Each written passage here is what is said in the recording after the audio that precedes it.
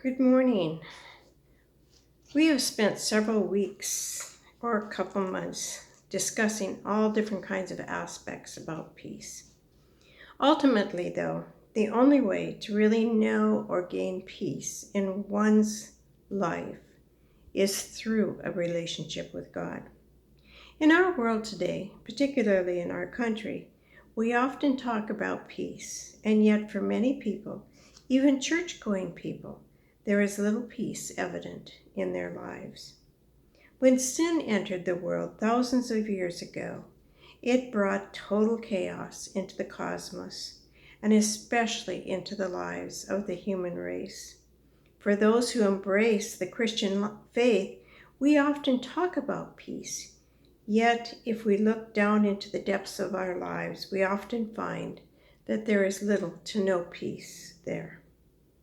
Instead, there is often worry and or anxiety, maybe frustration and struggle. I'd like to share some verses from Luke chapter 6 where Jesus was teaching about how we can have peace. Jesus said, "To you who are ready for the truth, I say this, love your enemies. Let them bring out the best in you, not the worst. When someone gives you a hard time, respond with the supple moves of prayer for that person. If someone slaps you in the face, stand there and take it. If someone grabs your shirt, gift wrap your best coat and make a present of it. If someone takes unfair advantage of you, use the occasion to practice the servant life. No more payback. Live generously." Here is a simple rule of thumb for behavior. Ask yourself what you want people to do for you, then grab the initiative and do it for them. If you only love the lovable, do you expect a pat on the back? Run-of-the-mill sinners do that. If you only help those who help you, do you expect a medal? Garden variety sinners do that. If you only give for what you hope to get out of it, do you think that's charity? The stingiest of pawnbrokers do that. I tell you, love your enemies. Help and give without expecting a return. You'll never, I promise, regret it. Live out this God-created identity, the way the Father lives towards us, generously and graciously. Even when we are at our worst, our Father is kind. You be kind. Don't pick on people. Don't jump on their failures or criticize their faults, unless, of course, you want the same treatment. Don't condemn those who are down. That hardness can boomerang. Be easy on people. You'll find life a lot easier.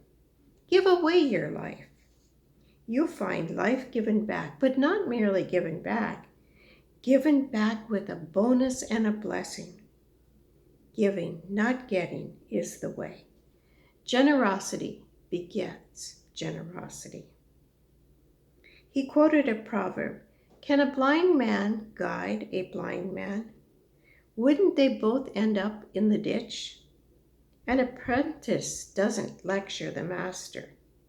The point is to be careful who you follow as your teacher.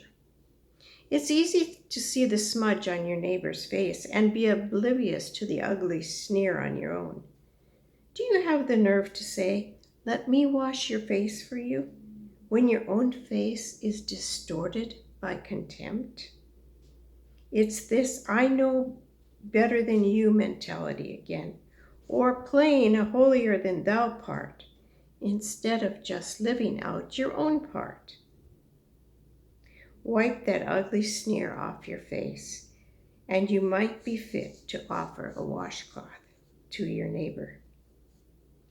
You don't get apples, wormy apples, off a healthy tree, nor good apples off a diseased tree.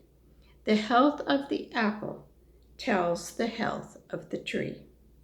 You must begin with your own life-giving lives. It's who you are, not what you say and do, that counts. Your true being brims over into your true words and actions.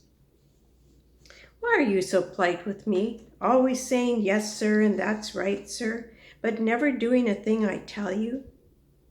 These words I speak to you are not mere additions to your life, homeowner improvements to your standard of living.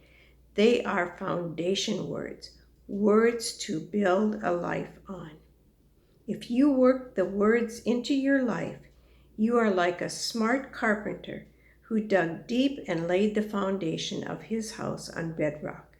When the river bursts its banks and crashes against the house, nothing will shake it. It is built to last. But if you just use my words in Bible studies and don't work them into your life, you are like a dumb carpenter who builds a house but skips a foundation. When the swollen river comes crashing, it collapses like a house of cards. It is a total loss. I have read these verses a few times this past week, and frankly, they challenge me on a regular basis. I have called myself a believer since about the age of 12, but I still struggle with practicing the words of Jesus 24/7, 365 days. So today, I'm not only sharing with you, I am also challenging myself once again in how I live. So first of all, love your enemies. When I think of loving my enemies, I often wonder who Jesus really thinks I am. Yes, that is not only for me, it is for anyone who has ever followed him, as well as for anyone who is still following him, and for any who choose to follow him in the future. When one is reading the New Testament, we can see examples of Jesus practicing this over and over again. One of my favorite stories is that of Zacchaeus, as he was one of the most unliked people in the community because he stole money from people by overcharging them on their taxes. Yet, Jesus did not only talk to him, he literally invited himself to Zacchaeus' house. If this were here in our community today, think of a neighbor who you struggle with the most, and then you are walking down the road with Jesus, and he sees your neighbor and not only acknowledges your neighbor, but walks over and sits down on his veranda or patio with him or her. Yes, that is Jesus, and that is what he is telling you and I to do. Does it bring peace into one's life?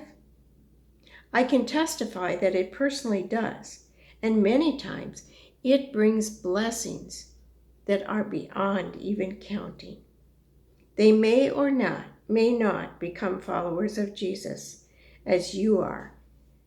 They may not think that it is the right way for them, and yet they should not miss seeing Jesus in and through you as you live out your life before them.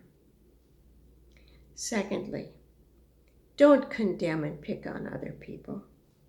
Now, this is one that we need to work on in our Christian community, even here in our country. I know that this is a sweeping statement. However, from my observation, every one of us who considers ourselves a Christian and an example of Christ here on this earth needs to really take a deep inventory of our life. Let me pose a question. You may not agree and support what is happening in our country with all of the arrests and deportations, etc. However, does one quickly condemn our government and those doing these deeds? I struggled with this because Jesus said, We are to love everyone, and especially those who persecute others. Ouch. I really struggle, my friends, as I believe Jesus is not pleased with that kind of behavior. And yet, he tells us we are to pray for them. It may be true that people who are here without completing due process should be confronted with their wrong and unlawful choice. However, that gives us no right to treat these people inhumanely, especially all the while that we claim to be a Christian nation and even have that in the pledge to our flag. Jesus said to love one another as he loved or loves us. And my friends, that means in our words as well as in our actions. I am sure that there are people in this world today who rightly feel that if our country is really a Christian or godly nation, then they want no part of our God. Thirdly, do what I tell you. Work the words of Christ and the scriptures into your life. Jesus and the New Testament apostles did not mince words when they were addressing the behavior of the Christians in the early church. One only needs to read the letters in the New Testament to see how behavior was challenged. I know that there are no people writing any additional books to add to the scriptures today. However, how about those of us who say we believe the New Testament scriptures, yet we don't practice, and we have a long way to go to produce Christ-like behavior? This week I was wondering if Paul was writing to the Christian church in America now, what would he be writing? What would he be addressing? Are you troubled at times about how you are treated by someone? It may be family, friend, neighbor, or coworker. How do you react within yourself? Have you ever considered that God might be trying to reach someone through you with the love of Jesus? I am a person who can be easily described as stubborn, and some would even add quite opinionated as well. That has been true of most of my life, even as a child. I grew up reading the Bible and using study guides that were appropriate for my age. Yet as I studied and then observed the actions of people in the church, I wondered. Frankly, I was also somewhat confused. If Jesus and the apostles stressed character change for those who were Christians, where's that part in our Christian community today, in this world, in this country, in our community? And today I have to say, many people claim that this nation of the United States is a Christian nation. But is our Christian character evident at all? So, I began with how one can have or develop peace within their own life. I have been concentrating on feeding my spirit, spiritual, biblical food, and while it is not always easy to make that a part of my life in actions, I sincerely try. Almost every place I have lived over the past 54 years of my life, I have been challenged with literally loving and accepting every one of my neighbors and loving them as I love myself, some more so than others.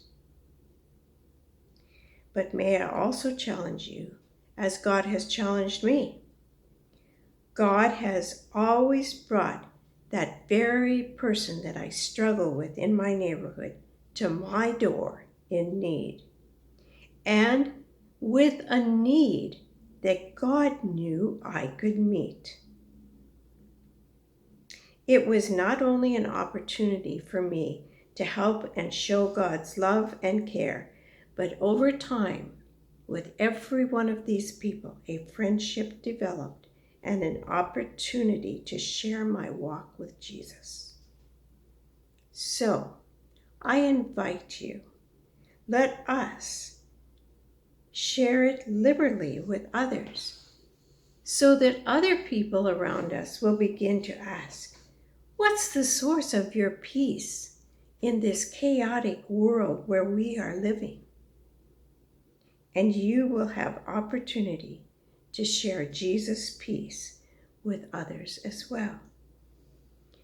Jesus said, "Blessed are the peacemakers, for they will be and are the children of God." Do I freely, readily say we are a child of God? Then I say, I need to be a peacemaker. How about you? Father, help us to seriously consider whether others around us, whether they are people in the workplace, our families, or our neighbors, and even in the church, will people see your peace? Will they feel your peace? Will they get to know your peace through us? That is the challenge that you are giving us at this moment. I pray that we will step forward in the days that we have ahead of us, and that we will truly be peacemakers for your glory. In Jesus' name, amen.